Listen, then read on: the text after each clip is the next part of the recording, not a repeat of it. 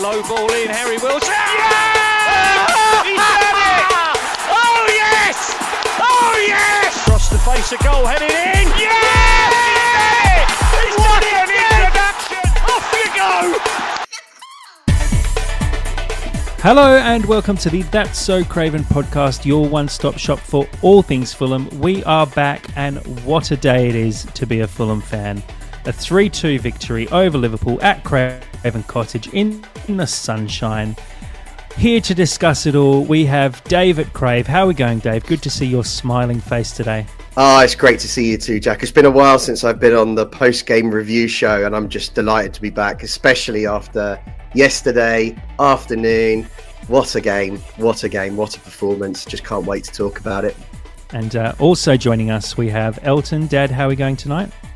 Yeah, I'm very well, thanks. I'm super excited to talk about this. I could reel off all the things I'm excited about, but I'm going to save it, and I'm going to vomit it all at you over the next hour.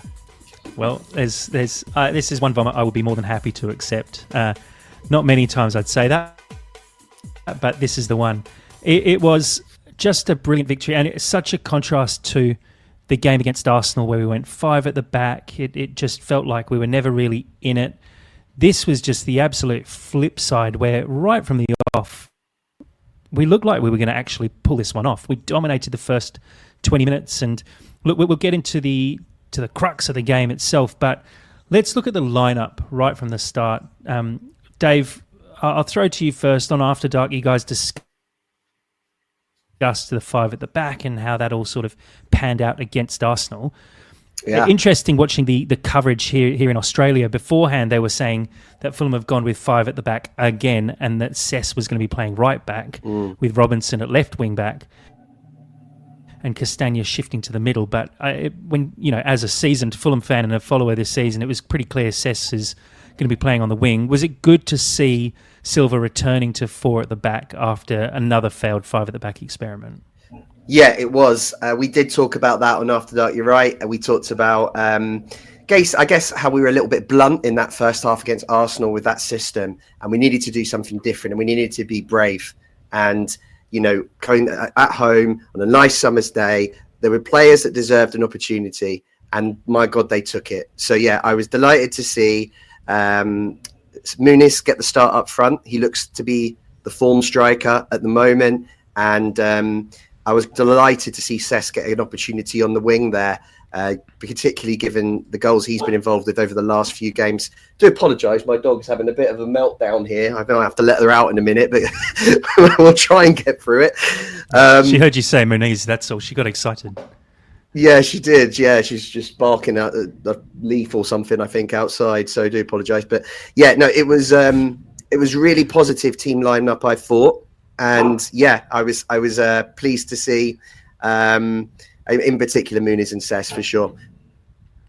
Dad, I'll throw to you. We were talking about it pre-game as well, as soon as the lineup came out. It was, a few changes from the Arsenal game, but quite interesting ones. What were your thoughts on the lineup for this one? Well, same as Dave at Crave, to be honest. I've been whinging and campaigning for Muniz to start. I understand some of the problems around all of that, but I was delighted to see him start, and equally delighted to see Cess get named in the starting lineup. That's a wonderful early start to the afternoon. Really, really happy to see Kenny Tete on the bench. It would have been a dream if Kenny was fit and ready to have started yesterday. Obviously impossible, but so good to have him back. What would have been, just capped it off, would have been to see Harry Wilson up and about and ready and being part of proceedings, but obviously not to be. But yeah, I thought it was. I was wondering if Silva was going to actually return to Raul as starting on Saturday night. I was really hoping that wasn't going to be the case, and I was so pleased that Muniz actually repaid the gaffer the favour. Obviously, he scored on on Monday night. He also missed one, and I felt so sorry for the guy in that I think it's just a product of simply not playing enough regular football and not getting enough minutes. You can't tell me that he hasn't got that in his locker to put that away, because he is pretty composed in front of goal. So yeah, I was just very, very happy to see AP be given the nod as well in the 10, and I thought he did a really, really good job in the first half, didn't he, Dave? Yeah, and you know what? I think it would be remiss not to mention Mr. Kenny Tete returning to the bench as well. I mean, that was a big boost, I thought, and that's going to really help us in the run-in. But yeah, it was. There was it was great performances all over the park, really, wasn't there? It's very hard to pick out players who had a poor game. Yeah, it was one of those days where everything went right, particularly in that little 15-minute spell that just kind of rocked our world yesterday afternoon. Yeah, absolutely. We've talked about all the changes, but I just want to sort of drill home the fact that I'm really just pleased that Cess got his chance. He's been really impressive the last couple of games. Every time he's come off the bench, he's had an impact. And I think, let's be honest, at the start of the season, we signed Cess. It was great because it was a free, so it's kind of low risk. It was great because of nostalgic reasons. We were just happy to have our boy home. But I don't think anyone really expected him to have much of an impact. I think we were probably looking at, not to, get stuck into anyone in particular, but we were looking at him having the kind of impact you expect from someone like a Harrison Reed maybe, or a Tom Cairney off the bench, or a Diop, where it's solid, but not really outstanding and not really pushing for a first team place. But he's come on leaps and bounds, and we're starting to see that Cess from from when we sold him, when he was pushing forward. Every time he got the ball, it was exciting. We felt like something was going to happen. And he really has pushed hard, similar to how Harry Wilson did at the start of the season, where he just kept performing off the bench to the point where he forced Marco's hand, and Marco had to put him into the team. And I think Cess has done the same thing and repaid that with the opening goal. Well, not the opening goal, but Fulham's goal. Let's talk about the first sort of 15, 20 minutes, though. Dave, Fulham came out of the blocks, and I think Marco against, in the pre-post game from Arsenal, sort of lambasted the fact that we continuously started slowly in games. But this Fulham team started incredibly well. Probably the best I've seen us start all season, looking assured in possession, on top of Liverpool completely. Really good to see us get off to a really positive start in this one, Dave. Oh, yeah, for sure. I mean, Marco is a big fan of the quick start, isn't he? So, we came out the blocks. It looked all positive, and of course, Liverpool are always going to be a threat on the counter. They've got just incredible players, but yeah, we came out with the right intent, as you'd kind of expect Fulham to do. But yeah, things just felt like they were clicking. It really felt they were clicking. If I go back 2 weeks ago and think back to the Palace game, well, 1 week ago, we weren't clicking like we were yesterday at the start of the game. So I think that was really encouraging. The players looked up for it. They were clearly, motivated to kind of get a result after a bad week. And I think that kind of set the scene for the rest of the day. Yeah, I think it's easy to... Like you said, Liverpool... Yeah, go on, sorry, Jack. Yeah, I think it's easy to look at just the ball in the back of the net over those first 37 minutes or so, but actually you have to recognise and credit Pereira and Muniz particularly for their press, which I think really, really rattled Liverpool, rattled the keeper, put the keeper under a lot of pressure. Wasn't good with the ball at his feet, and I think that really set the tone for how we were going to behave in that first 15 or 20 minutes in particular. And I think it was the kind of reaction that you'd expect Silva to be demanding. And yeah, no, 100%. I think if we look at the opening goal for Liverpool, let's sort of analyse that. It's against the run of play, which is not something you'd really expect to say when you play against a team like Liverpool. Usually they're dominating from the first minute of the game onwards, but Fulham were fairly good control. And look, the opening goal, it's a bit of a mistake in my mind from Sander Berge here. I think he has to commit the foul. He has probably 2 or 3 nibbles on McAllister, and then doesn't give up as such, but just sort of lets him get into that space. And we've seen McAllister do it against us before. He's pulled the trigger from a distance. It's an absolute bullet. Leno actually puts in a decent dive, but couldn't get close to it. Dave, it's got to be down to a Berger mistake there. If you're going to be kind of harsh on this one, Sander Berge has to do better. Yeah. No, it was a shame because he'd started the game pretty well and generally had a good game yesterday. I mean, really impressive at times, but it was a mistake. As it happened, I shouted, "Foul him!" From my seat, and unfortunately he didn't. And the shot came in, and it didn't look like it went right in the corner either. So it looked just, I wasn't sure. No. Was it kind of another one where perhaps Leno maybe could have done a bit better? It's hard to say. It sort of goes past his fingertips, but it's hit so hard and it's rising that I think even if Leno had got a fingertip to it, it's probably bursting through his fingertips and still ending up in the back of the net. It was a great strike, and the big problem there was he was just in a lot of space from 25 yards, and when you can hit them as well as McAllister can, it's dangerous to give him that kind of space. And look, I agree with you as well. I think Berger actually throughout the game was really, really good. That was his only mistake for pretty much the whole afternoon. I think he gave the ball away one other time, but really he had a very good game. And look, that's something that is really easily solvable. It's something where you say, look, next time you take the foul, you get the yellow card. And I think we saw it. I'm trying to remember the game it was, where I think we had Kearney and Wilson and someone ran through us and we should have fouled them and they scored a goal. I can't remember off the top of my head who it was against, but it's happened a couple of times this season where we've just not had the smarts to make that professional foul and just accept the yellow card, because you need to break up the play sometimes. You can't allow players of that quality to just breeze through your midfield and have a free shot on goal because you get punished. You're right, actually, Jack. And against a team like Liverpool, we did get punished. We did. You're right. It's something that can be fixed. I remember it happened with Delap for Ipswich really early on in the season, where he kind of ran through the middle of the pitch and scored.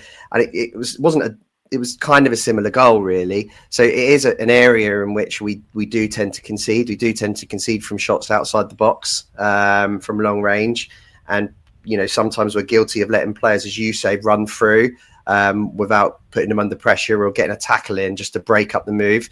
Marco actually mentioned it in his press conference after the game, that he said we should have taken professional fouls in those moments, and he's right. We should have. We were too soft in that moment. And as I said, I don't want to be too harsh on Berger because he had a great game generally. It was a fantastic performance, but he really does need to be a bit more street smart in that situation.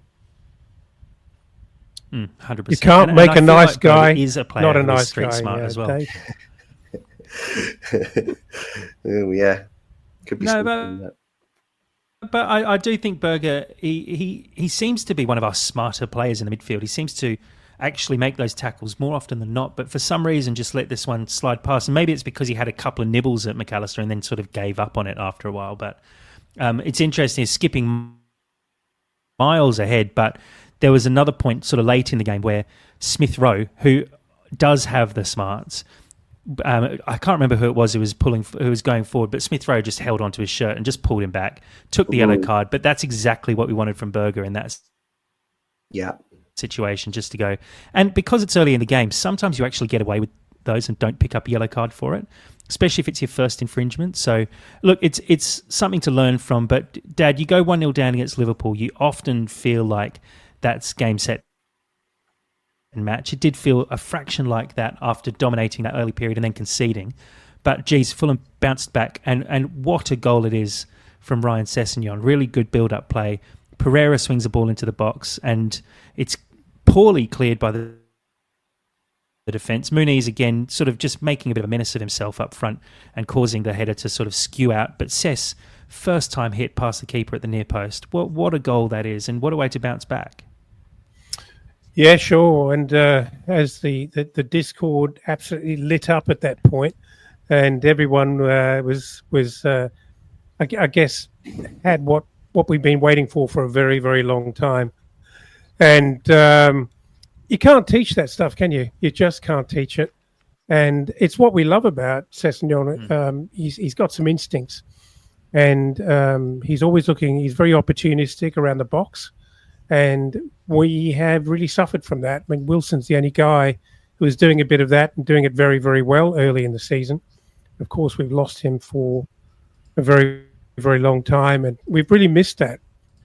We've had, different kinds of quality from our wingers, but not that particular quality. And it was beautifully taken. If you look, I watched that replay a few times, probably quite a few times, and if you look how quickly he jumps onto that and puts it away, I mean, obviously he gets. Yeah, no, it brilliant, absolutely brilliant. I can't say anything negative about it at all. Did it all perfectly. He did. And just I thought that's the kind of player that you want scoring that goal as well. Go on, Dave. Yeah, I was just going to say, you mentioned it at the start, but I think injuries have given Cess this opportunity on the wing, right? I don't think he would have got these opportunities had Wilson been fit, had Nelson been fit, and I think in Silva's mind he was very much a left back stroke left wing back. But what we're seeing, not just yesterday, but over the last few games, is it's like Cess of 5-6 years ago. He's confident. But what really impresses me most about him is just his composure in the box. He's just so composed. Every time he gets the ball in the box, he doesn't get flustered. He always seems to kind of find the right pass, take his time. It almost slows down for him when he gets into the box. It's very rare to see that in a player. I think it's a really rare quality.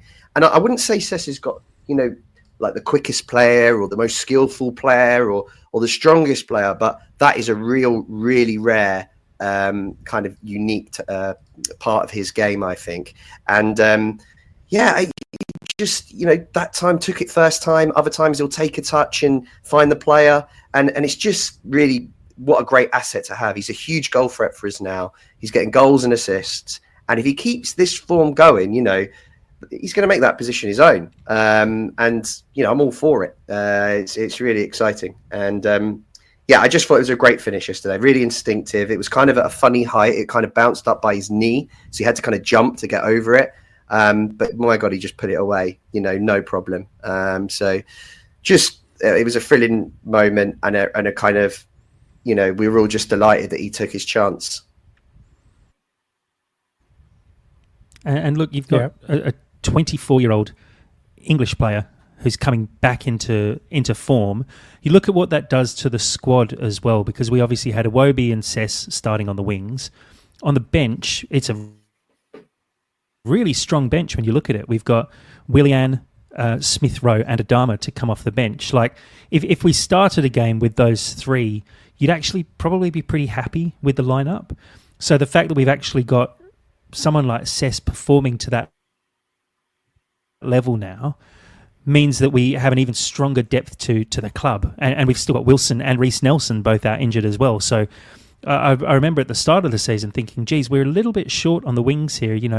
We didn't have Willian. Cess was a bit of an unknown. Reece Nelson was a bit unknown. Wilson, over the last couple of years, I think has probably looked, maybe not quite the player he was in the Championship, but we've found form across pretty much every player on the wings this season. So it's really exciting times and good to see it's a really good signing. When you look back on it, if you're going to rate the signing of Ryan Sessegnon now, it's turning into an A+, because for the cost and for the output that we've received from him so far, I think it's a really, really good signing. For vibes alone, it was an A+. The fact that we're actually getting output is even more impressive. And look, we score the goal not long after. Yet another mistake from Liverpool. And look, this wasn't the first mistake Liverpool made. There was an early chance where Konate, I think, overturns the ball in the box. Pereira gets taken out by the keeper, squares it to Muniz, who clashes with Van Dijk, even though Muniz just completely missed the ball. Should have put that away realistically. It's another mistake, this time from Robertson, plays the ball across the box straight into Iwobi. And look, it takes a fairly big deflection, but Fulham take the lead 2-1 after 32 minutes. Dad, your thoughts there on Liverpool's mistakes I'd like to focus on a bit, because we were playing really well. Do you think we forced those mistakes from Liverpool, or do you think they were just being a bit sloppy? Very hard to say, but we were discussing it. It was very, very notable and very, very obvious of how many times they turned the ball over. It just gave the ball away. Surprising. I mean, I can't really explain it on any level other than to say that I think our pressing pressure dishevelled them, and I think it put them off. I don't know that they would have come to Craven Cottage and thought they were going to have an easy game of it. I just don't believe that, because we've been a difficult customer for them over the last couple of years, really. They simply have not, regardless of their form, they've not had their own way with us. And so, I think it can only come down to our press.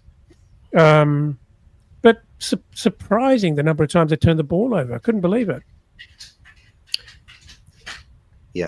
Yeah. It Dave, was sloppy from Liverpool?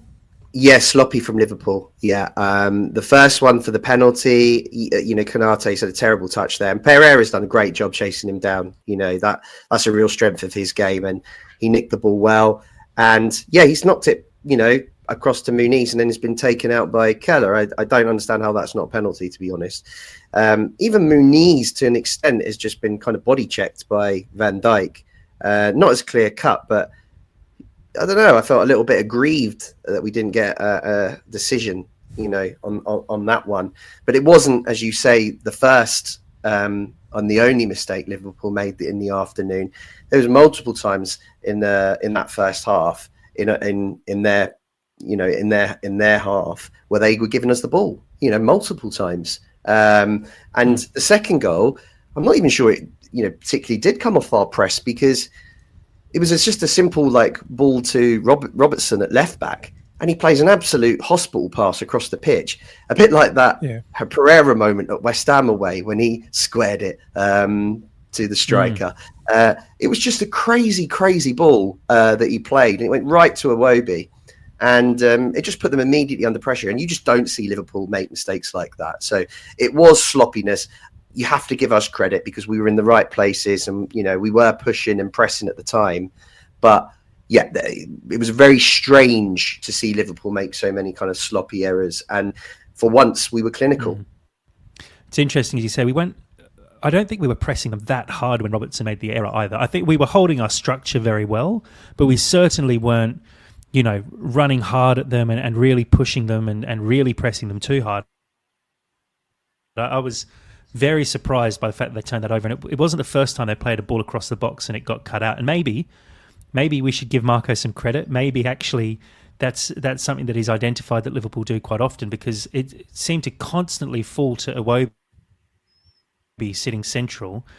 He was cutting out these crossfield passes that were just to no one effectively. So, and look, he's still got a lot of work to do. It's a good run. I think it's Muniz runs around the outside of him and actually draws the defender slightly away. I think it's Konate's on the outside of him. Just takes a step to just give him enough space to take the shot. It does take a wicked deflection, I'd say, off. Well, maybe not wicked, but a decent deflection off Robertson that just goes and sends it the other side of Kelleher. No chance of stopping that when it's hit with that kind of power. And look, Fulham 2-1 up, and at that point, geez, I was floating on there. I can't even imagine what it would have been like inside the stadium at that point to have turned it around that quickly. Yeah. And then it got even better, and geez, what a goal this is. It's got to be said, and it's worth pulling up a few stats. I'll try and find them, although I definitely won't be able to. I'll try and rattle them off the top of my head. It was around the aerial challenges, or just in general challenges between Muniz and Van Dijk. I think Van Dijk had a 40% success rate in what are they called? Not challenges. Aerial like duels. Duels it is. Yeah, aerial duels with Muniz, 40%. Kanate had 50% success rate. Muniz won more aerial duels than anyone else on the pitch. He also won more fouls than anyone else on the pitch. He was superb. And the touch to take it away from Van Dijk, I know Van Dijk complains of a little nudge, as if Van Dijk's never given anyone a little nudge before. But the touch from Muniz to very purposefully take it behind him, gets away from Van Dijk, who again shoves Muniz multiple times to try and win the ball off him, but Muniz is too strong. Really good finish, straight through Kelleher's legs. It's a superb goal, Dave, and just proof that Muniz, I've seen a few tweets, maybe Muniz is the answer to our striking wants. Do you feel like he's starting to prove himself more and more, especially when you see the stat of which came out after the Arsenal game where he'd scored at the Emirates, the Etihad, Stamford Bridge, and I can't remember what the other ground, maybe Anfield or Old Trafford, and then he scored again against Liverpool here. He's got, I think it's 11 goals for the season now. Do you feel like he's coming into his own a little bit more? Yeah, no, I mean, I've always believed in Muniz. I was kind of blown away last year during the purple patch period, and I was a bit gutted really when he lost his place at the start of this season after a few games without a goal. And ever since, he has really been kind of second fiddle. I know he started the odd game, but he's more or less been second fiddle, and he's kind of had to make impact off the bench, which he's done incredibly well. I mean, he scored more goals off the bench than any other player in the league this season. So he's come on and been a handful. But I've just been waiting for him to kind of get a run of games from the start, because I think he can do it. I think he can be the main man and contribute with goals. And I think that, he makes himself such a presence up there. He's very kind of Mitrovic-esque. He's strong. He wins his headers. He wins his aerial duels. No one gets an easy game against Muniz. No one gets an easy game. So it gives us I think it's a better target for our attack. So I've been championing that all season, and it just feels great to see kind of, Muniz kind of take the opportunity yesterday from the start. And actually, what constitutes a purple patch? Because he's scored 3 goals in his last 3 league games now. And actually he only played 1 start. So, I think he's in another purple patch at the moment. He's clearly in form. He's confident. That's why he's trying things like that flick that he did to bring the ball down, and to score that goal against, one of the world's best centre-backs. And he gave them a real tough game yesterday. His stats now are off the charts for like aerial duels one, not just yesterday, but actually across, the whole league. He's right at the top of the list. A real handful in the air. And his goals per game ratio now is just, again, as good as anyone else in the league. And racking up the goals, number 11. So look, I think he justified his place. I'm really, really delighted to see it. And I hope him and Cess actually continue to get the opportunities, because that's where the goals are coming from at the moment, so long may it continue. Yeah. It's interesting. It's an interesting one as well. Sorry, I'll ask you your question and see if maybe it is still interesting.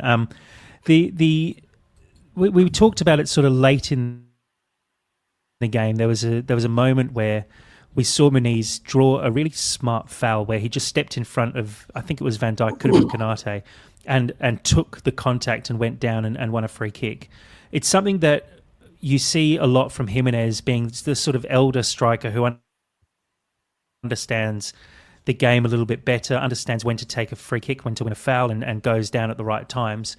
But it's something we haven't seen from Muniz over the last couple of seasons. Do you feel like he's actually coming into his own, and not just with his goal scoring and his style of play, but the smarts seem to be there a little bit more? He seems to be actually becoming a bit more of a well-rounded striker, where he's not just chaos, which we saw last season. It was a lot of running hard, challenging hard, winning all the balls. There's a lot more smarts there this season, it feels. Well, yes to all of that, and we talked about that when that actually happened, and he had a bit of a wry smile on his face when it happened as well. So he knew exactly what he was doing. But I have felt a bit sorry for Minis because he clearly has not won the absolute confidence of Silva yet. And maybe part of that is Silva is not entirely convinced that either Raul or Jimenez is the answer. And so he's constantly playing this game of, I've got to give both of these guys some time every week. And because Mooney's has clearly been more successful and more impactful off the bench, that kind of makes Raul a better prospect to start, which is a kind of an unfortunate disadvantage for Mooney's, even though it turns out he's probably a more flexible striker than Raul is in terms of being that squad player. But I think it's just a matter of time. If the guy keeps scoring so regularly, not only off the bench, but when you do give him a start, cometh the moment.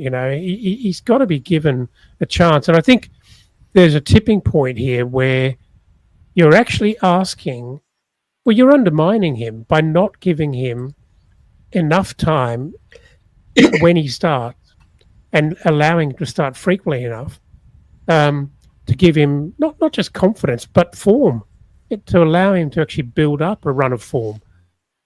And I think that sort of referencing back to that miss against Arsenal, I think that's purely what that was. It's just not enough game time. 9 times out of 10, he's going to put that in the back of the net. And but if you're not playing regularly enough, those sort of things just can happen.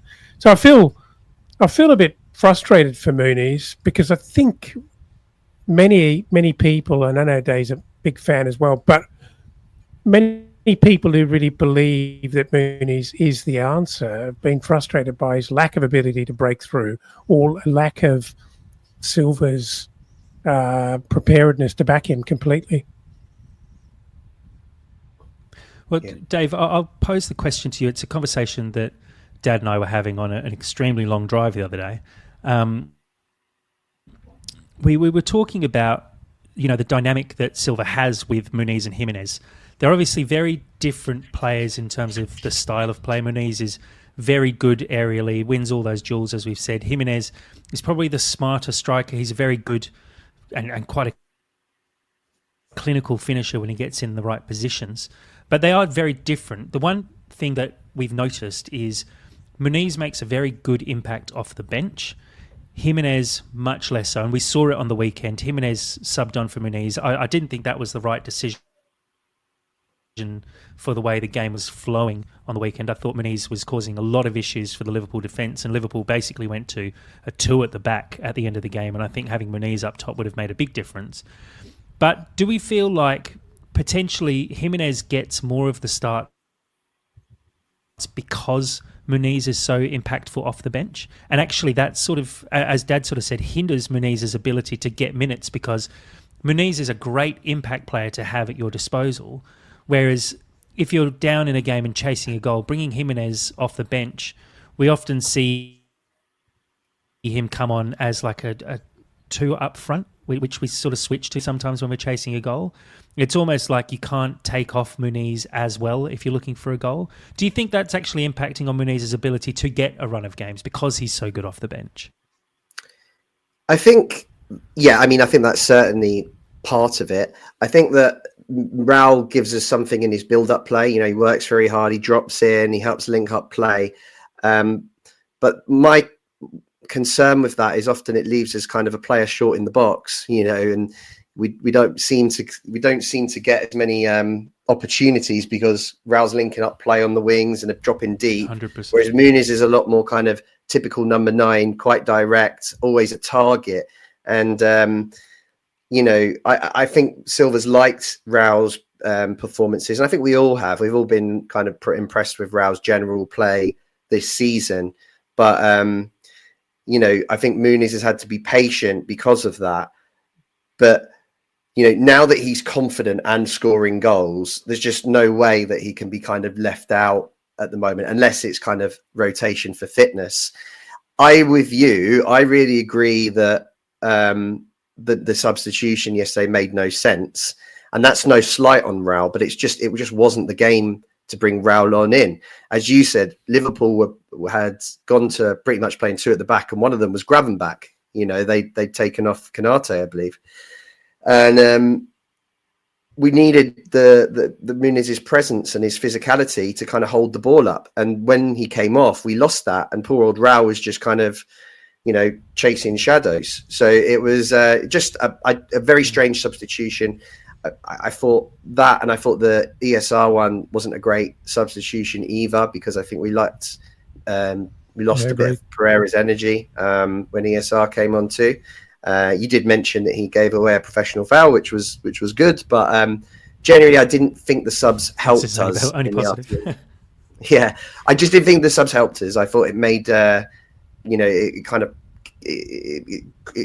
lost our threat in the final third, and Liverpool started having more opportunities. But back to the original point, I think Muniz has just had to be patient because of Raul's been playing well in the build-up play, and Silva's admired that higher than, I suppose, what a non-prolific Muniz was offering him maybe a bit earlier in the season. But now Muniz is banging him in. He's got no choice. He's got to play the man that's scoring goals and causing havoc for opposition defences. Well, remembering too that Jimenez just 2 weeks ago in the international break scored 4 goals in 2 games. So it does make sense that Jimenez was basically the form striker. He was in good nick. He was scoring goals and really performing out of his skin. Admittedly, against Canada and Panama, it's not exactly the toughest games, but still, as a striker, if you're putting the ball in the back of the net, there's confidence. It is understandable that he got that run. I just hope that Marco sticks with Muniz now, especially when you get into those games where you need a physical striker. Jimenez gets into good positions and wins the ball and makes good touches, but when you want someone to just be challenging hard, and I think we need that against Bournemouth, you want a player who's basically just going to run and put their body into the defenders constantly and win all of those aerial duels, get those little flick-ons. He's releasing Cess and Iwobi constantly on the weekend and just causing havoc, which is what you want from a striker, especially a young striker like Muniz. And look, going in at half-time, 3-1 up, it's not something you expect. I think the stat was it's the first time that Liverpool had scored first and then conceded 3 goals in the history of the Premier League. So there's a good stat for us. Liverpool, with a 2-goal cushion over Liverpool, you do feel like you should be able to hold out. But it was always going to happen that Liverpool were going to sneak a goal. They put pressure on us. They came out a lot better in the second half. I still think we actually held our own really well, but Luis Diaz scores the second goal for Liverpool and makes the end of the game just a little bit stressful. But this is a time to probably talk about the defence. I have to say, Fulham's defence across the whole of yesterday was really impressive. I know we've bagged out Anderson a bit over the last couple of weeks for some of his passing and his defending. Castagna has looked a little bit... Yeah, I haven't been on the podcast for a while, so you can't point fingers at me, but there's definitely some people who have.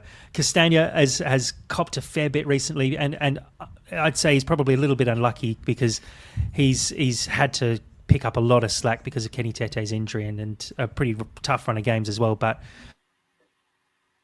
he had a really good game against Cody Gakpo, who tore us to shreds last time he played against him, and is a really... I'd say a better player than Martinelli, who made Castagna look very average against us, Arsenal. So Castagna really stepped up. Robinson pocketed Salah. Salah was, very, very quiet for a player who is absolutely dominating the Premier League this season. He was kept very, very quiet for the whole day. And Bassi, for me, I know he's been given man of the match by Fulham. He didn't get it. The official man of the match went to Muniz, but Calvin Bassi, I thought, was absolutely outstanding, and he has really come on leaps and bounds this season and looks a superb signing. And that partnership of Anderson and Bassi, as they continue to understand each other and play more together, that's a really exciting centre-back partnership. Calvin Bassi, especially, I think, was probably my favourite player yesterday. He just looked so assured in possession. Anytime Liverpool got the ball and were sort of close to him, he just closed it down, and it's just another really great performance from Calvin Bassey. There was a really interesting moment in the game where Kavanagh was doing his bit at just being a bit of a dick and giving us nothing. And Calvin Bassey is absolutely doing it for fun at the moment. And, he was in a 50-50 duel, it didn't go his way. And he just sort of laughed it off as if to say, it's fine. I'll have plenty of this for the rest of the day. His confidence at the moment is sky high. He's so physical. He's, happy to actually make runs and carry the ball up the field. He is everything we could have wished for in a really, really young and impressive centre-back to replace Tim Ream, when you think about it. In terms of Anderson, firstly, props to Castagno. I thought he had a really good game. It confuses me somewhat that Martinelli absolutely, tore him to shreds, and yet he had, arguably so much a tougher character to defend against, and he seemed to have a better game than he's had for a month, if not longer. And funnily enough, Anderson has a good game when Castagno has a better game, and just to sprinkle a little bit of icing on the cake, how good did Kenny Tete look when he came on? We didn't see much of it, but geez, I've missed him. I've missed him really so much. Yeah. And Dave, for a player coming back from injury, well, I think when Tete got injured last season, and they were mentioning it on, I can't remember if it was in the Discord actually, or it could have been the actual commentary for the game, but when Tete came back from injury last time around,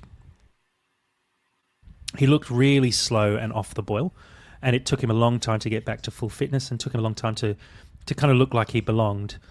Came off the bench yesterday, and I was hopeful that we'd see a good performance for him, but I didn't expect him to play as well as he actually did. I know it was a short cameo in the scheme of things, but he looked like he'd been there the whole season. He didn't look like a player coming back from injury. He looked sharp.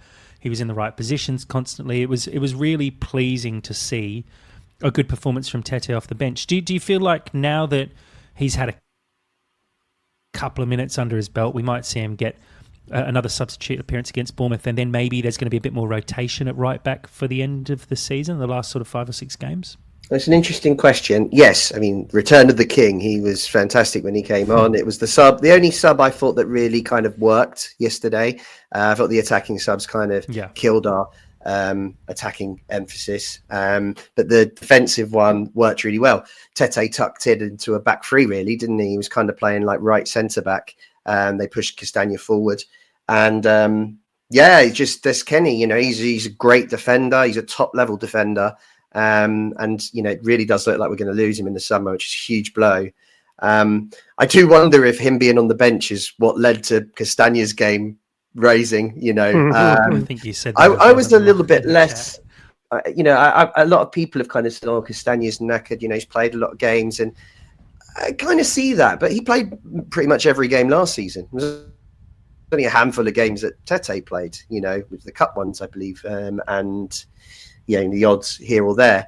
I was less kind of, and I think there's other players like Robinson seems to play every game. So I wasn't giving him the same kind of, I wasn't really letting him have that excuse, Castagno. I just think his form's been poor, and he's, found himself kind of getting, as Elton said, kind of skinned by wingers quite consistently. And I think that was hurting Anderson's game, both from a defensive standpoint and from a passing standpoint, because I just think he was just kind of less confident about having time on the ball. But brilliant performance by him yesterday. He was excellent. And as Elton said, Anderson really stepped up too. I think Bassey and Robinson kind of get their flowers a lot, and they deserve them. But those two in particular have come under a lot of criticism. And to see them kind of perform the way they did yesterday was fantastic. And now we've got Kenny back. It's going to be interesting to see how Silva manages that. He's got two kind of top quality players, and one of them's been holding the position for some time. But yeah, if Kenny's back to full fitness and playing well, he should get the position back, in my opinion. But we'll wait and see.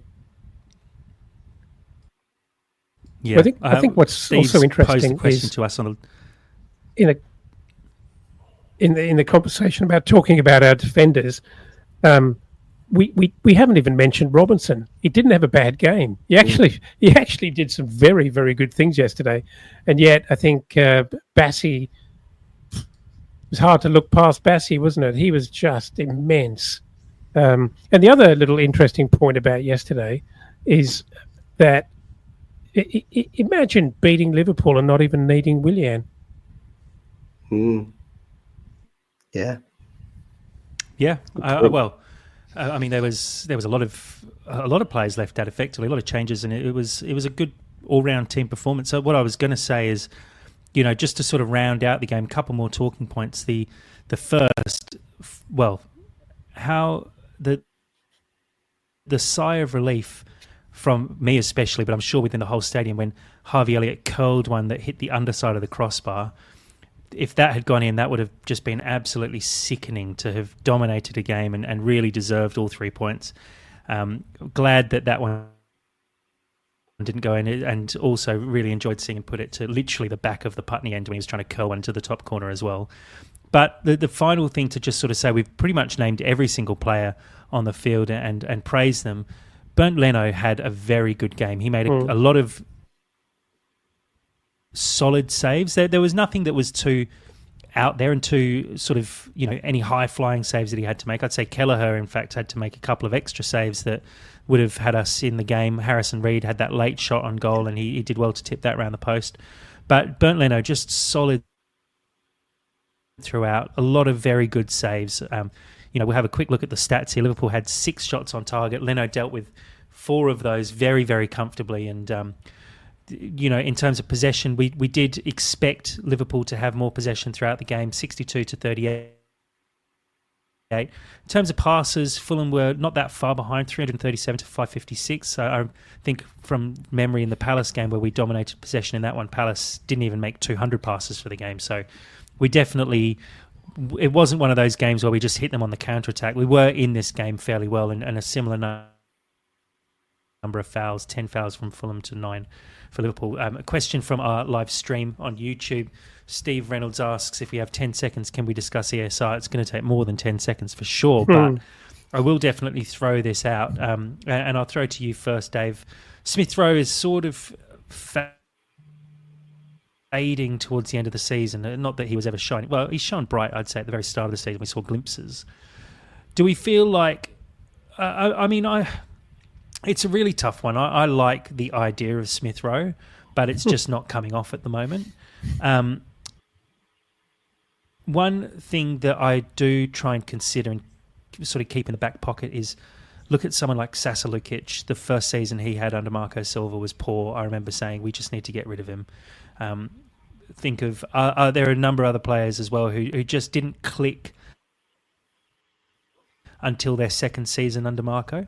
And so I want to give Smith Rowe more time. But Dave, with the price tag that he came with and the performances that we've seen, do you think he's got that time? And do you think he has that allowance to be able to wait till next season? Or do you feel like come the end of the season, will Fulham potentially be looking at cutting their losses? Well, on that last point, I don't think we can really, because we wouldn't probably get that price for him that we paid. So he would be... it would be a net loss if we were to sell him. And to be honest, we've given him a big contract too. So I think he's here for the long term. And you're right, his performances have kind of dwindled as the season's gone on. And Lukic is a great comparison. He very much looks like kind of Lukic last season, just kind of ineffective. Not really impacting the game.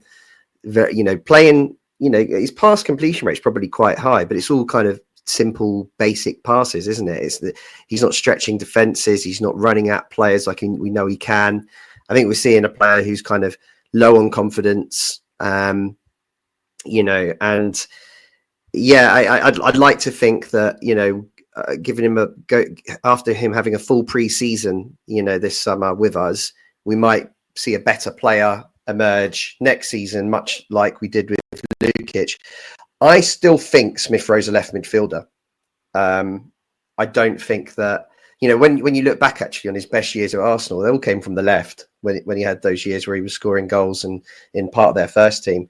And I just think in the 10, he's getting a bit lost. And I think there are other options that we're certainly ahead of him at the moment. So, that's the way I see it. Dad, your thoughts? Well, my overarching thoughts is I'm mighty disappointed. So far, it's a massive fail, and I'm try not to be personal about it because I'm not just screaming from the bleachers, but it's just an awful disappointment. He's given us almost nothing.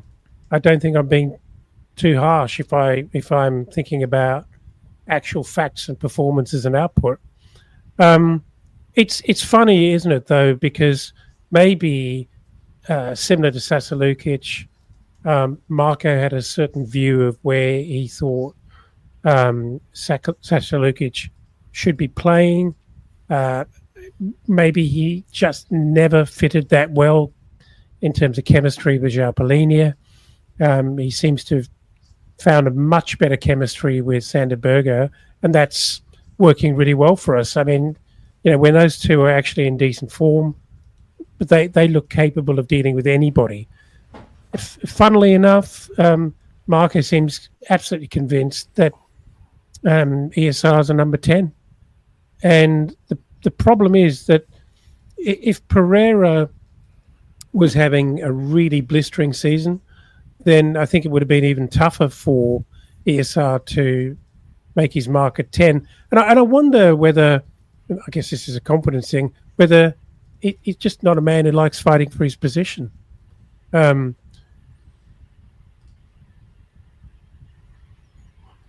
It might be a little harsh to say that he doesn't want to fight for his position. I think he's probably just struggled for form, and I think. But he is fighting for. But he is having to fight for his position. No. Well, I think he's having to fight for his position because we've had other players actually performing out of their skin when they come off the bench. You look at, as Dave says, I agree. I think maybe he's more of a left-sided player, and I think we saw Marco try that a little bit against Arsenal when he sort of started out on the left. I think the problem is on the left, he's sitting behind Iwobi, who's having a brilliant season, although he's sort of fading a little bit now as well. Willian, who is looking pretty sharp straight away. Cess is also now obviously a naturally left-sided player, although Marco does like people cutting in from the other side. Adama can play on left or right. Wilson was in great form. Like he's sitting behind a lot of very informed players for that left wing spot, and so he's having to fight for it. But he's fighting in a kind of a losing battle against really informed players. Yeah, he is.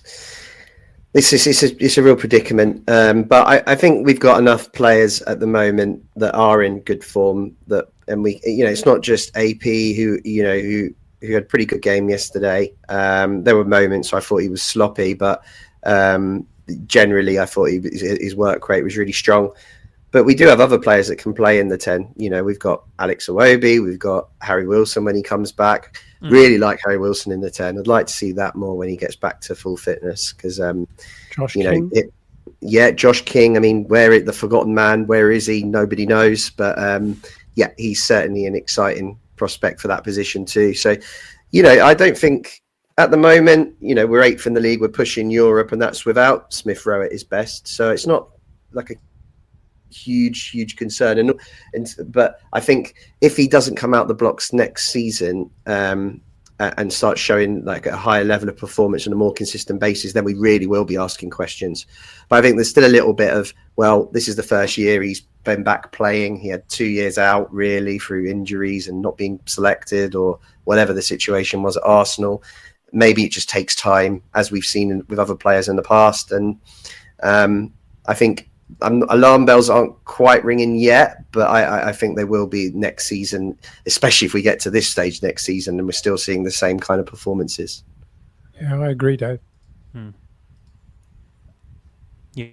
Yeah. Look, I think I would have to agree with that. We have to start seeing a turn up in performances. If it continues at this level, we probably just going to have to cut our losses at some point. And Smith Rowe probably goes to a newly promoted side in the January or something along those lines. But I think realistically, we're at the point now where Europe's a genuine possibility. And actually, if we get results in the next couple of games against Bournemouth and Chelsea, I'd say it almost locks us in for Europe, because we should be getting enough points before the end of the season to solidify that 8th spot, which I think will be enough for Europe this season. But Smith Rowe, if you're in Europe, Smith Rowe has to give you more. And I'm happy to wait until maybe 10 games into next season to fully pass judgment. But I wouldn't be giving him any more time than that. Well, I think you have to. If I remember on this podcast doing a post-season and a pre-season review and saying we should just cut our losses on Sasa Lukic because he's not good enough and he's not performing. Every time he comes off the bench, he's poor. Every time he starts, he's poor. And a lot of that was down to the fact that he was playing alongside Palhinha, and we didn't realise until Palhinha left that Lukic needed a different partner. And maybe there's something in that with Smith Rowe as well. And we won't be able to see it until Marco in the off-season goes, actually what Smith Rowe needs is X. Put that next to Smith Rowe, and all of a sudden he turns into a completely different player and finds that form. One thing you could not say about Sasa Lukic last season when he wasn't performing to our expectations, you could not say that he wasn't trying hard or that he was looking to hide. Yeah, that's or that fair. he was he was passing the ball back a lot. That is true, but he didn't have that look that he was trying to hide, and I hate to say it, but that's what I see in Smith Rowe.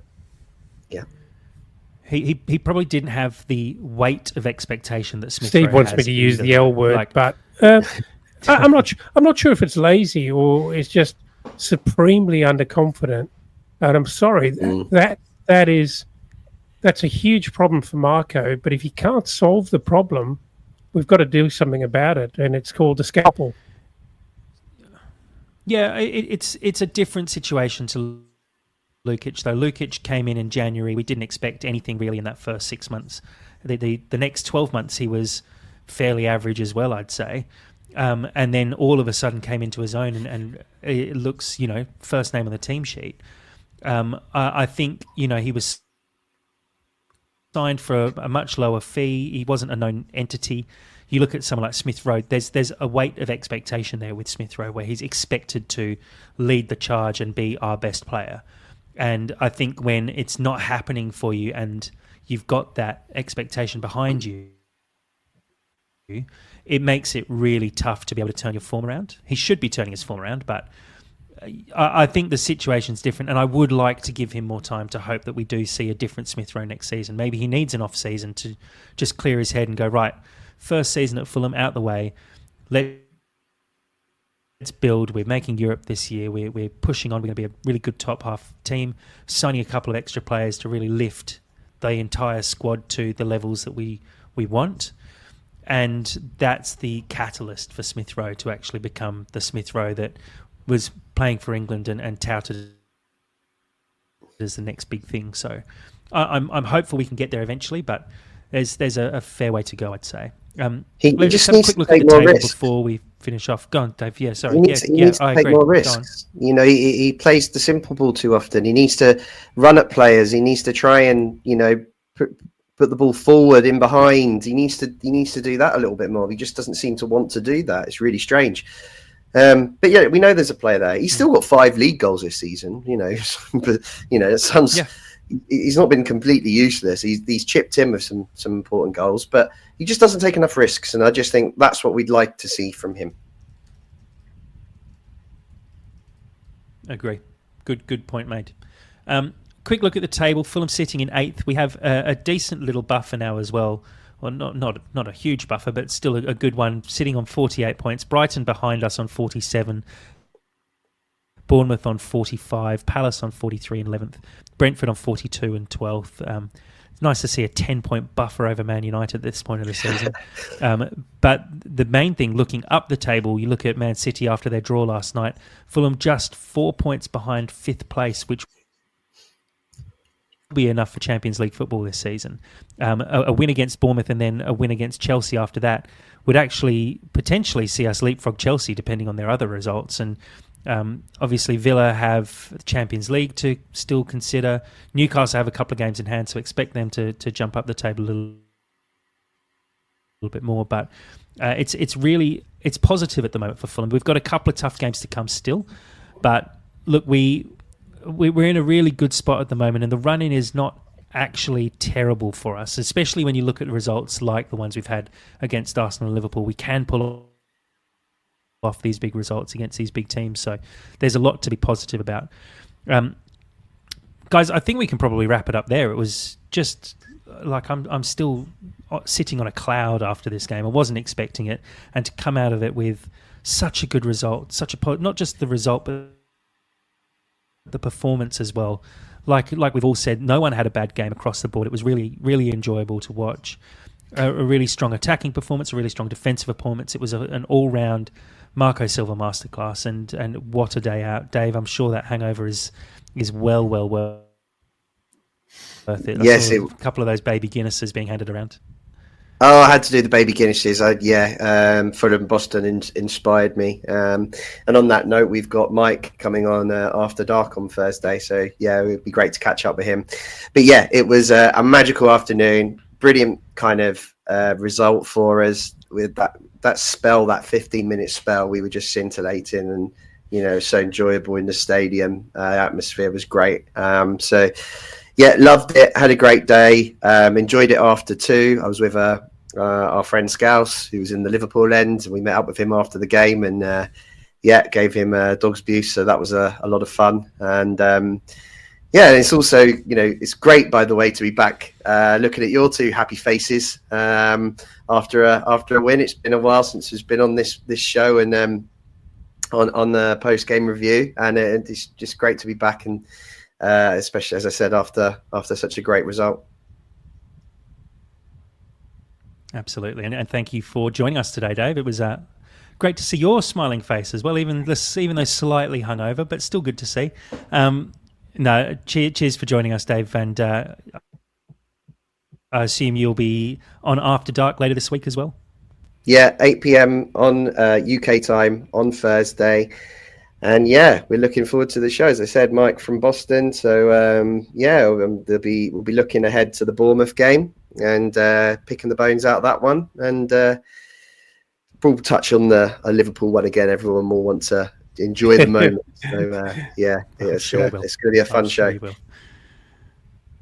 Awesome. Thank you, Dave. And Dad, thanks for joining tonight. A few internet problems, which are always the bane of our existence, but we managed to get through. Yeah, more than just a few internet problems, but never mind. I'll enjoy listening back to it tomorrow to hear what half of what Dave said and 3/4 of what you said, Jack. But I turned my camera off to save a few bits down the line, but it allowed me to focus more on Dave fighting that midday sort of crashing hangover, and just absolutely try to get himself through it. I enjoyed that. Good to see your face, David. Yeah, good to see you too. Saw a couple of yawns, fighting hard against a few of those yawns. I think you need to lie down at lunch, Dave. There's no time, there's no rest. Yeah. Thank you to everyone who joined us on the live stream today. As Dave mentioned at the very top, we live streamed this one on Facebook, YouTube, X, and Instagram for the first time. Please do make sure you follow us on all of those platforms. You can also check us out on Discord. You'll find links in all of our bios. Jump into the Discord. It's a great place to follow the game live. It's also just a great place to talk all things Fulham all the time. That place is absolutely buzzing after the result yesterday. It was great to see everyone being able to enjoy it together. A big thanks to everyone who's joined us on the live stream as well. Lots of great questions coming in, lots of great comments as well. We really do appreciate the support. Thank you, everyone, as always, and come on, you Whites.